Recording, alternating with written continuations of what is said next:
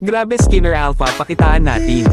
Ang Aldes ni Gigapot bago dyan kung di ka pa nakafollow baka naman idol. Ginamit ko ang pinagbabawon na Gigapot, mukhang mahihirapan ako dito, kailangan natin makapag-stock para isang Caltech. Pag nakastock ang Aldes ni Gigapot pwede natin yan pasukan sabay Caltech. Isang Caltech sabay recall. Kailangan natin makastock depe tatapos Caltech ni Gigapot. Pag nakastock pwede natin call token kahit sa tower. Kitang-kita na nakastock ang Aldes ni Gigapot pero mukhang ako kasi ang kunat ng Hilda. Mapipitis ko ang taong damo. Ang problema sabay kaming mag-recall, okay lang, iba na lang target natin sabay isang Caltech. Dito lang ako magsasalita, SD follow nyo guys ang Hilda.